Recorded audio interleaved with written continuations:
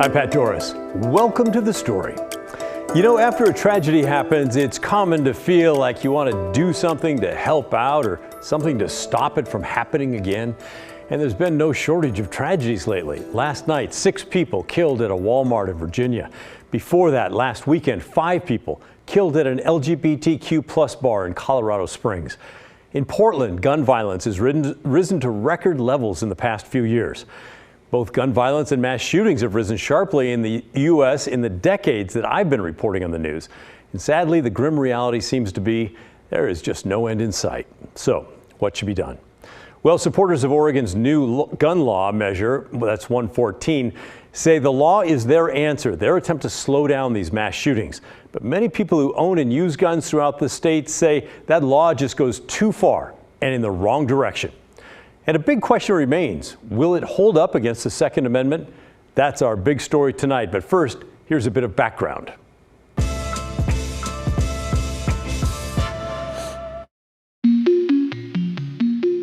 So how did we get here? Measure 114 started as Initiative Petition 17. It was the latest effort by a group of faith leaders called Lift Every Voice Oregon. They've been working on gun regulation for years. We have to take sensible gun actions for public health right now. We cannot wait any longer. Their initiative really took off after 19 kids and 2 teachers were killed in a massacre at a school in Uvalde, Texas, back in May. Many of you actually reached out to us then, asking how to sign the petition. Can you put something on the screen or on the air that will tell me where I can go to sign this petition? Too much gun violence. In July, Lift Every Voice announced that their petition had enough signatures to make it to the ballot, becoming Measure 114. The measure faced fierce opposition from gun rights groups. It will move very scarce law enforcement resources away from protecting our communities to doing backgrounds and issuing permits. But it had a lot of support too, including from high school students, most of them too young to vote, but old enough to plan walkouts from school to show their support for the measure after shootings near Portland area schools. We too need a safe learning environment, and we want freedom to walk the streets and not have to worry about guns or getting shot.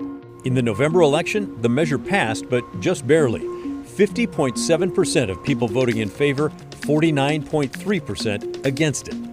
If you break it down by county, this might not surprise you. Areas around Portland and Eugene said yes, everywhere else said no. Measure 114 became only the second gun control measure approved by voters in Oregon history.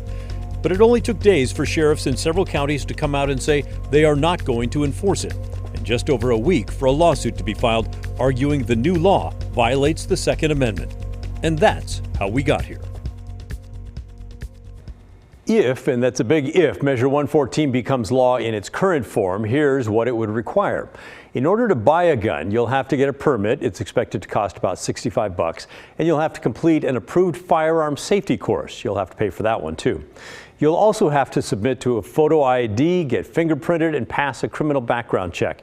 Your local sheriff's office or police department would do the permit applications, and the Oregon State Police would do the background checks. Then all of that information would go into a database. The measure also bans magazines that hold more than 10 bullets. And let's just pause for a second, because I know that term magazine seems kind of goofy to those of you not familiar with guns, but it refers to the thing that holds the bullets or the rounds that are part of the gun. All right. The first lawsuit came in Friday. A Marion County gun store owner, along with the Sherman County Sheriff and the Oregon Firearms Federation, they all argue the new law violates the Second Amendment, which protects the rights to bear arms. The lawsuit specifically focuses on that magazine part of the law. In the filing documents, the plaintiff's lawyer wrote, "Many of the nation's best-selling handguns and rifles come standard with magazines that can hold more than 10 rounds, and firearms equipped with such magazines are safely possessed by law-abiding citizens in the vast majority of states." It continues, "The reason for the popularity of these magazines is that in a confrontation with a violent attacker, having enough ammunition can be the difference between life and death." They go on to argue, banning magazines over 10 rounds is no more likely to reduce criminal abuse of guns than banning high horsepower engines is likely to reduce criminal abuse of automobiles. Well, we wanted to know how likely the lawsuit is to be successful, and so we turned to a constitutional law professor, Norman Williams. He's at Willamette University, and he said he's not surprised the lawsuit focused specifically on that magazine capacity. Both California and Washington have similarly banned high-capacity magazines. And the California ban was initially upheld by the U.S. Court of Appeals for the Ninth Circuit as not violating the Second Amendment. That decision, which was a year ago, was then appealed to the U.S. Supreme Court. The U.S. Supreme Court this past June struck down a New York public carry law. And after deciding the New York case, the U.S. Supreme Court vacated the Ninth Circuit's decision upholding California's ban and sent it back to the Court of Appeals to decide again in light of what the U.S. Supreme Court had said about Second Amendment gun rights. So did you follow all that? Some of these big cases can affect each other. So to sum up, a lower court ruling initially ruled that the magazines that hold a lot of bullets could be banned in California. But then the U.S. Supreme Court made a ruling on guns involving a case from New York that expanded gun rights there. And then the judges decided that ruling, well, that might apply to the California case as well. So they told the lower court to go back and look at that California case now again. The New York case is New York State Rifle Association versus Bruin, and the Measure 114 lawsuit actually references it. The case is a little different than what we're looking at here in Oregon. It's centered around a law that forced people applying for a concealed carry permit to show they had a cause or some kind of a justifiable need to carry the gun. The court ruled that no other constitutional right requires showing special need to exercise it. And further, this is a key thing, by the way, that gun restrictions are constitutional only if there is a historical tradition of that regulation in the U.S. This past June, the U.S. Supreme Court decision in New York versus Bruin adopted a new methodology for deciding the scope of Second Amendment gun rights. The U.S. Supreme Court was emphatic that for a measure to pass constitutional review, proponents of the gun regulation would have to demonstrate that in 1791, similar measures were in existence, that the right to bear a firearm in 1791 wouldn't have been viewed as infringed by that same type of measure. And as the dissenting judges in the Ninth Circuit decision had said a year ago, it was clear that in 1791, there were no bans on high capacity magazines, that gun regulations in 1791, when the Second Amendment was adopted, permitted individuals to have firearms that were able to fire multiple rounds in a short period of time.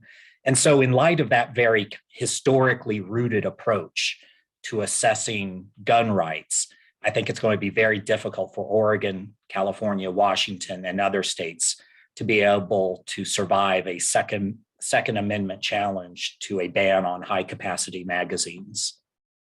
Isn't that amazing? Reaching back 200 years plus. Wow. So that part might be in trouble. But Professor Williams says he does think that the other portions of the law, those requiring permitting and firearm safety training, he thinks those will hold up in court. Oregon's permit requirements are not all that different from other states. The most significant addition that Oregon made is the requirement that you be fingerprinted as part of the permit application. But a number of other types of professions here in Oregon are subject to similar fingerprinting requirements. Every Oregon attorney, for instance, has to be fingerprinted before they are admitted to the practice of law. And so it's a procedural burden, but it's one that I don't think is going to prevent many law-abiding individuals from being able to obtain a permit. Similarly, the requirement that gun owners or permit applicants receive training, already a number of firearm owners already go through that. Measure 114 provides that if you've already gone through the training, you don't have to go through it again if the training you went through meets the standards set by law enforcement. And so while I understand that opponents of the measure like to say this is going to make it really difficult to purchase firearms in Oregon, I do think that objection is overstated. The lawsuit also argues that the measure puts a huge burden on state police, local police, and sheriff's offices to implement it, and that they have to do it quickly. It's set to take effect on December 8th. The suit points to the Oregon Constitution, which says if the state requires a local government to establish a new program, then the state needs to pay for it, and that's not happening under Measure 114. Oregon State Police say they are getting ready for the new law, by the way. They told us OSP is working diligently to ensure we are prepared for implementing our portion of ballot measure 114 by December 8th of 22. At this time, our team is still working on that process, and we will communicate it to the public as soon as we are able. Professor Williams says he believes the court will likely put an injunction on Measure 114. That means it would be stopped from taking effect at least until that permitting and training process can be put into place. Opponents of the measure say they have many more concerns with the law, including some big picture ones. We talked with the Oregon Hunters Association. They don't see how the new gun law will stop gun violence, and they believe the conversation about guns, that needs to be much broader. I was raised in a family where firearms were around, and so they weren't something that was frightening to me. And I took a lot of pride in being proficient in them. And so I'm very used to them. I'm very used to handling them. And so for me, it's not a scary thing. Whereas I understand somebody who has not been raised around them and has seen them only as a tool for violence has a very different approach and comfort level with them. And so I think what you said before about, people felt like they needed to do something, that is spot on. And I understand people do feel like they need to do something to feel safer, something to try to take steps against the violence that we're seeing, the uptick, particularly in the metro areas. The unfortunate thing for me is that I think there's been a lot of misplaced trust put in this measure as that something. But on the other hand, the chief petitioner of Measure 114, a pastor in Northeast Portland, told us enough is enough. He said he's seen and heard from too many people affected by gun violence. The key is for all of us, is that this was put on the ballot for the sake of our children and youth. The number one cause of death in this country of children and youth is gun violence. 55,000 Americans a year. Oregon, it's gone up. And so this was put on there for public health. And all of us want to see public health. And it's not just our children who are fearful of being shot, but the impact it has to them emotionally and mentally. If they're close to one or know about one, what the impact it has on them spiritually, and the impact it has on them and their social fabric. So this is about public safety, safe schools, safe communities, and it's been proven to save lives. This is a well put together, it's going to save lives, and that's it. And so I think all of us want that. So when it becomes law, I would expect everyone to uphold that and work with it and make Oregon even safer. Well, we've covered a lot of ground here tonight, and there's still a lot to talk about with this law. We'll be following the court challenges and the efforts by law enforcement to set up the new permit and training process, and concerns that people on both sides of the gun safety conversation have about privacy, for example. We also want to hear from you. Whether you're watching this live or you're watching it later, write in, let us know what you think. You can email us. Our address is thestory@kgw.com. You could also give us a call. Call and leave a voicemail on our number. The number is 503-226-5090. Still to come on The Story. It's Native American Heritage Month, but several tribes in Washington state are being forced from their coastal homes because of rising waters and king tides, which are on the way this weekend. They've evacuated us and, came to our house knocking on the door at 11 o'clock at night saying, you need to leave your house. And help from the federal government to move higher to safety, that's hard to come by. A full report on what's already being done and what's needed when The Story returns.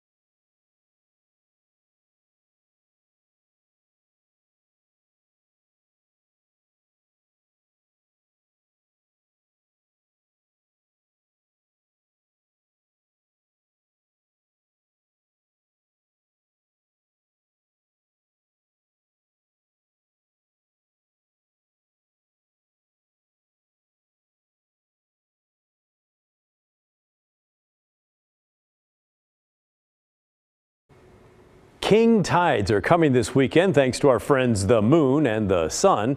This is the time of year when the moon is at its closest point to the earth and the earth is at its closest point to the sun. There's a lot of power in all that. Both celestial bodies align to have the highest gravitational pull on ocean tides. And while that sounds cool, it's also time to head for higher ground for some Native American tribes who've lived along the Washington coast for generations. These king tides are threatening their homes more often than ever. But moving longtime coastal villages, that takes millions of dollars, and it's not easy to come by. Drew Mickelson with our sister station in Seattle went to the coast to see why tribes are having to compete with one another for federal help. This tree, my grandma brought this tree when she moved here from Oregon. Kayla Mayle played here as a little girl, and she's now raising her boys on this same quarter-acre property along the Quinault River. Being right by the river, my kids, all three of my boys, daily in the summertime they swim, so it's nice. Members of the Quinault Indian Nation have relied on the river for generations. In the early 1900s, roads, permanent structures, homes, even a U.S. post office were built along the river just off the beaches of the Pacific Ocean. You used to be able to walk this high tide and all. Can't walk it no more. This coastal village of fewer than 1,000 people with an elevation of 7 feet is now endangered. Once we start ripping into the king tides with lots of precipitation, it tops the top of this wall pretty easily. This didn't used to be a problem, but now every winter it seems water comes over the seawall or up the river into town, nearly reaching Kayla Mayle's home. There's been king tides where they've evacuated us and, came to our house knocking on the door at 11 o'clock at night saying, you need to leave your house. So that's nerve-wracking. It's terrifying. And my kids are always, the first thing that I think about. She's decided the house her grandparents built and where her father fished for decades is no longer safe. So she's moving the family. I'm not thinking of myself and memories. I'm thinking of my kids and their future. So I will leave. Yeah, we'll be going up the hill. The Quinault are building a new village on higher ground. The relocation project is vital to our existence here. Ryan Hendricks is a tribal council member heading up construction of the initial 59 home development. Slowly start bringing everything out of the scary zone. There are plans for more than 100 additional homes here. $8 million from the federal government got the project started. And the tribe has already put $10 million needed to build a senior center, daycare, and potential tsunami shelter. But moving the coastal villagers out of their existing homes and into brand new places up on the hill is going to cost millions more.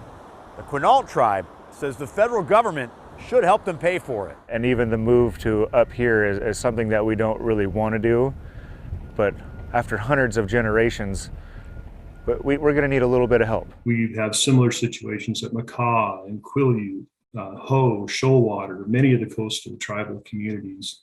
And we've been working with the Northwest tribes for quite a while. The U.S. Department of Housing and Urban Development says combating climate change is a priority, but adds Congress has not approved enough money for every tribe to relocate their coastal villages. Grant funding is available to those deemed most in need. Those dollars will be awarded next year. Don't we need to get them this funding sooner and not make them have to go through these applications? This is a problem that they are dealing with today. There are so many competing priorities across the country. Every tribe has their own unique set of circumstances that we have to provide our funding, the competitive funding, in a balanced and equitable manner. We've been here since the beginning of time, and we will continue to be here till the end of time. Yeah, I'll sleep better knowing that my kids are okay. Kayla Mayle doesn't want to leave her childhood home, but she feels she has to, along with all of her neighbors. We have to get everybody out, keep everybody safe. That was Drew Mickelson reporting. Still to come on the story, it's the only wooden lighthouse in the state of Oregon, and some believe it's haunted. How the ghostly tale actually saved the building from demolition, and the backstory on the alleged wraith within those walls, when the story returns.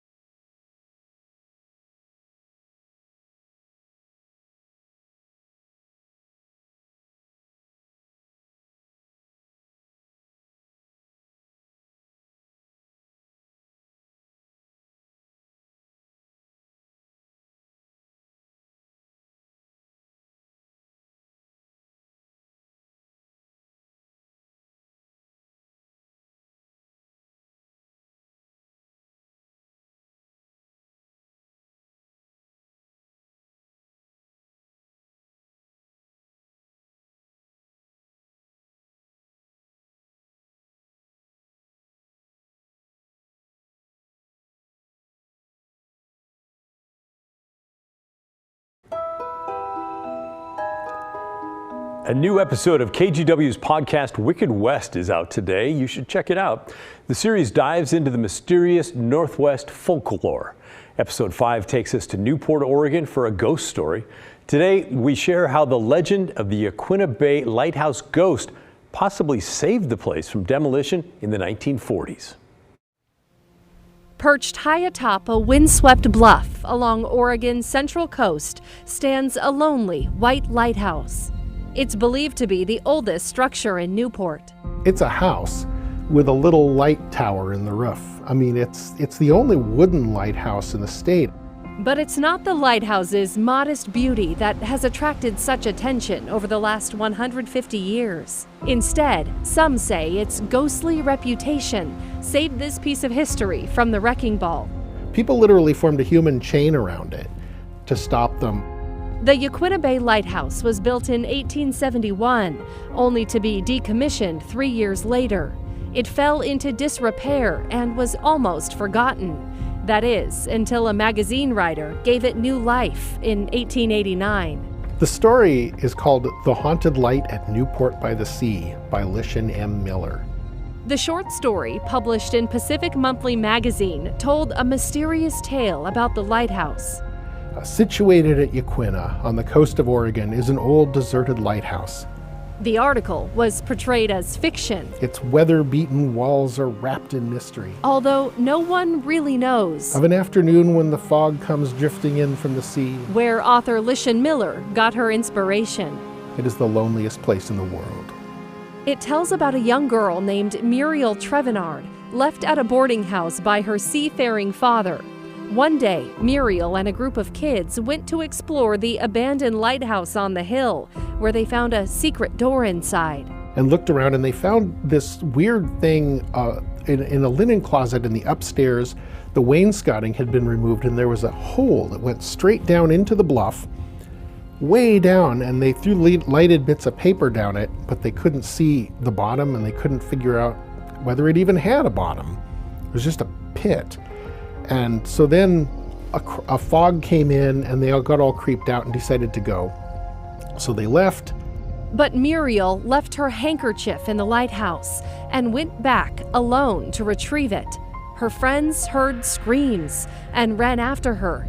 When they got to the linen closet, the hole in the wall of the lighthouse was mysteriously covered. There was no evidence of Muriel Trevenard, but a, quote, pool of warm red blood. The story ends with no answers about what happened to the young girl. So it's a wonderful story. It's really well built. And people loved it.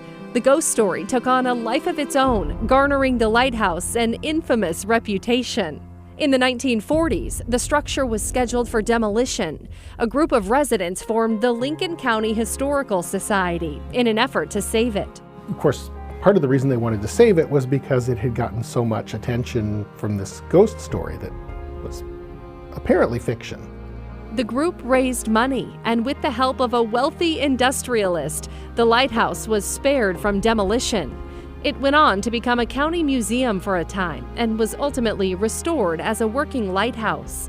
Today, it's listed in the National Register of Historic Places. Yes, the lore is that Muriel haunts the lighthouse. And yes, the ghost stories live on. People still ask to see the bloodstains upstairs. People have reported seeing a ghostly figure of a young girl in the windows and claim to hear screams at night. I mean, there are people out there who still think that it's a true story. Fiction or not, this literary ghost is credited with helping to preserve history.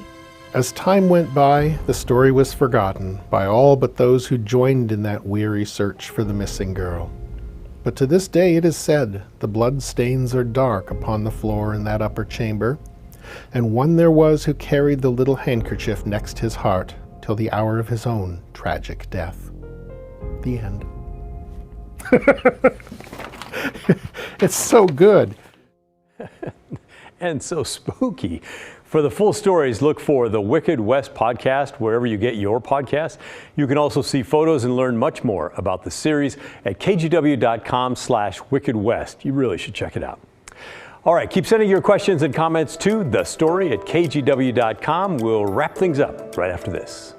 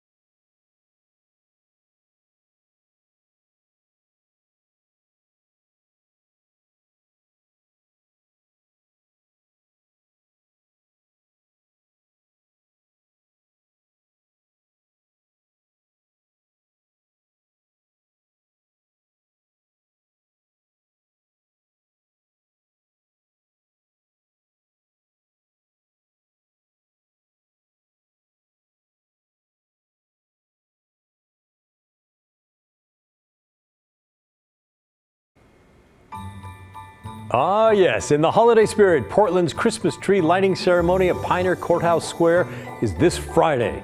And our very own Brittany Falkers is going to MC, and Pink Martini will bring the music. Maybe she'll sing with Pink Martini. It starts at 5:30. It's free, and they're even handing out gift cards to several local shops.